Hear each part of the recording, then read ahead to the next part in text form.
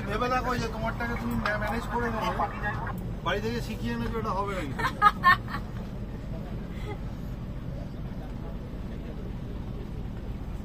আমরা লাইভ রিস্কে যাচ্ছি, বেশি জোরে চলছে এখানে। আমার লাইফ জ্যাকেট নেই, আবার সুন্দরবনে বোট চালাচ্ছে।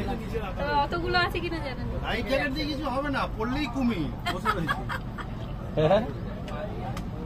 মাছের মতন টোপ খেয়ে চলে যাবে চট করে।